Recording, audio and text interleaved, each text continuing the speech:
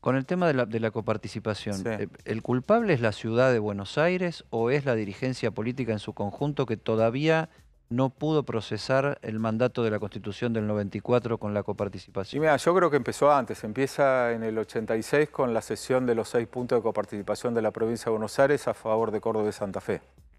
Y a partir de ahí, digo, el mecanismo de definición de coparticipación es que los 24 gobernantes, los 23 provincias, más la ciudad de Buenos Aires, tienen que generar los consensos y los acuerdos.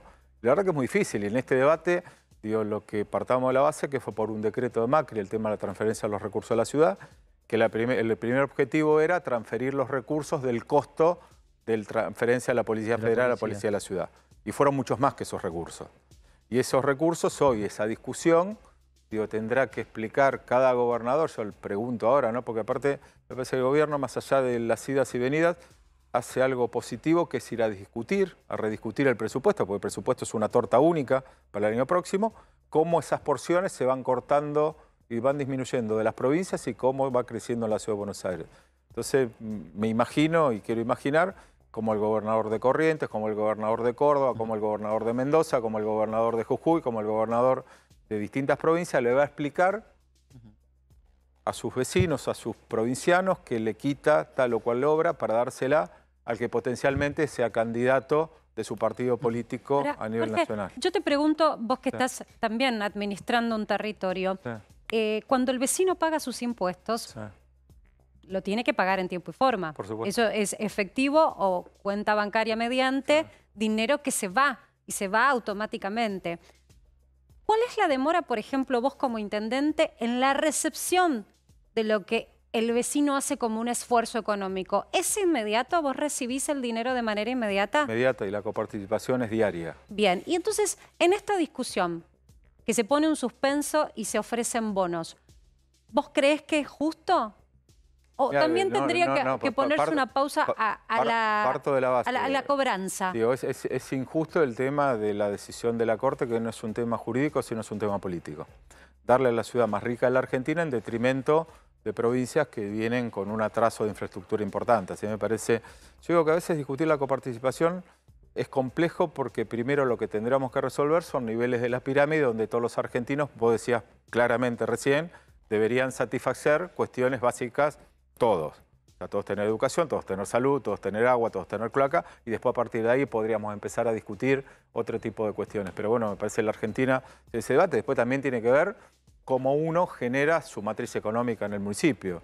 Yo, por ejemplo, cuando tomé el municipio, los recursos de Avellaneda eran el 31% fondos de la coparticipación. Hoy son el 8%, el 92% de los recursos del municipio son recursos propios que genera el municipio a través de políticas activas que tiene que ver cómo uno determina una matriz económica y cómo carga sobre los que más tienen, que sean los que más paguen, y a partir de eso poder generar, primero, una independencia política, porque si uno tiene independencia económica puede generar eso, y con las dos herramientas generar justicia social. ¿Los municipios tienen transparencia a la hora de mostrar en qué gastan los recursos de los vecinos? Y mira, nosotros tenemos los mecanismos que son rendiciones de cuenta, el Tribunal de Cuentas de la Provincia de Buenos Aires, son los consejos deliberantes que controlan. Me parece que hoy los procesos son muy... ¿Y qué significa cuando conocemos noticias tales como que, no por puntualizar, pero que tal distrito tiene un plazo fijo de tanta cantidad de dinero, cuando tal vez del otro lado algún vecino vea que el alumbrado no es el correcto, que la seguridad no está bien administrada o no está resuelta, que no hay limpieza?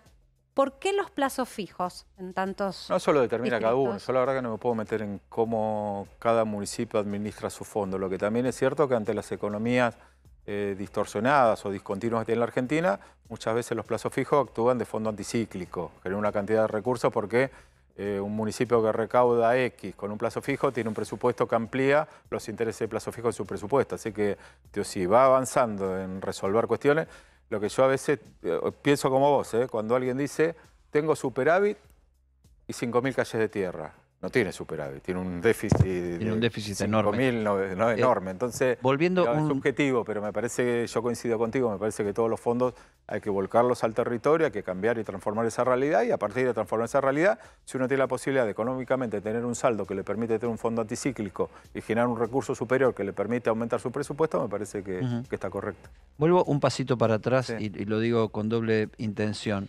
al tema de la coparticipación. Ayer Cristina jugueteó un poco, críticamente como suele ser ella, ironizando con los que dan un pasito y reculan después. ¿El presidente reculó con esta decisión de terminar pagando, aunque con bonos, a la ciudad de Buenos Aires?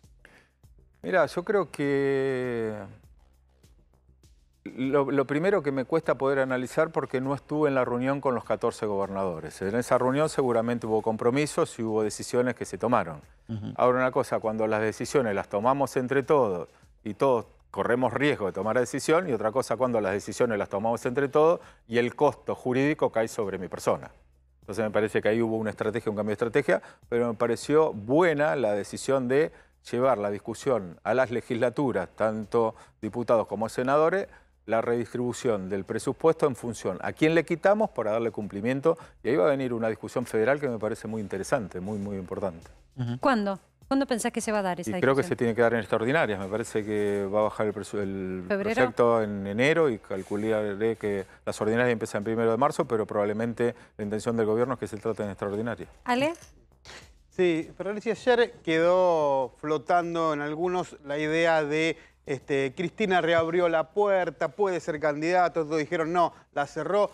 ¿Con qué sensación te fuiste ayer del complejo Maradona? Mira, yo antes que el dicho que dijo Cristina de que no iba a ser candidata, yo siempre me quedo con una frase que dice ella, voy a hacer lo que tenga que hacer. Y en el voy a hacer lo que tenga que hacer, la Argentina tiene un dinamismo muy fuerte. Lo que pasa hoy, vos fíjate, o sea, nosotros entramos en una discusión de coyuntura y el acto con Cristina lo tenemos pensado hace un mes y medio. Mirá si pasaron cosas en el mes y medio, ¿no? Que terminamos hablando en un acto de cosas que hace un mes y medio no imaginábamos que iban a suceder. Claro. Así que lo que sí va a tener porque tiene un peso en un espacio muy amplio en frente de todo, central. O sea que la formación, más allá que sea o no sea candidata, sobre el tema de la estructura de nuestro proceso electoral, Cristina va a tener una centralidad indiscutible. ¿Cuánto depende de esa decisión electoral la economía? Y es clave, digo, la economía. La economía va dando señales de mejoramiento en los últimos meses. Digo, hay aspiraciones a que vaya mejorando. Los diagnósticos del ministro de Economía son optimistas para el mes de marzo y yo creo que sí, que es una condición importante que la economía mejore y que otros indicadores mejoren. Y también, digo, como nosotros proponemos, digo, estando en el gobierno, una propuesta electoral que conforme y que represente lo que no fuimos capaces de transformar en este tiempo. Y a mí me parece que nosotros tenemos una oportunidad que fundamentalmente va a pasar en la provincia de Buenos Aires, que son las primarias. Y en las primarias vamos a tener un debate interno, me parece muy interesante, con propuestas diversas, con representantes directos, porque digo, en esto también de las decisiones políticas, digo, y que uno tiene programado políticamente, depende quién las ejecute. No todos estamos en condiciones de ejecutar las mismas cosas.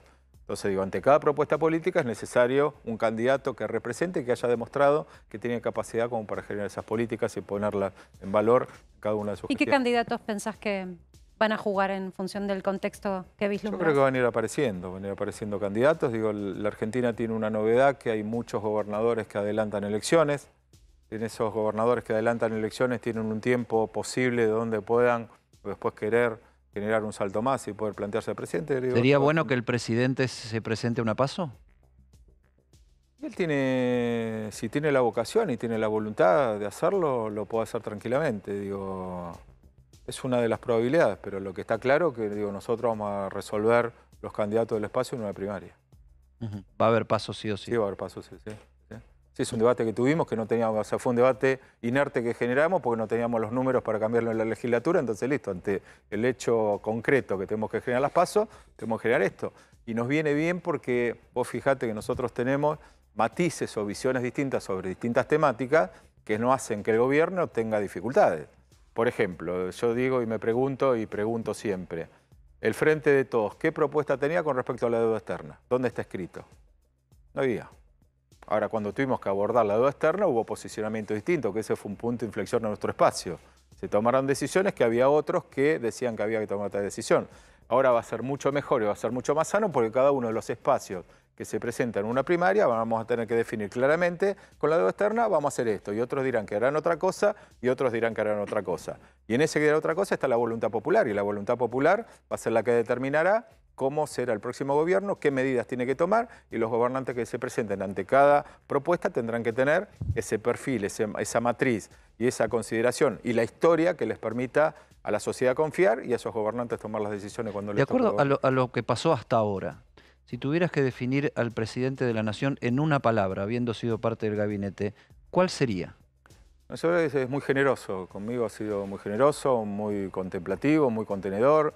Es alguien que todo lo que yo le pedí como ministro lo tuve, así que yo la verdad mi perspectiva de él es de las mejores, así que no tengo opinión contraria. Y siempre busca la construcción. Digo, él tiene una característica que él dice que la construcción es colectiva, entonces digo, nosotros estamos acostumbrados del peronismo que la conducción es contundente, es de alguien que lidera, de una construcción, él tiene una visión de trabajar en equipo.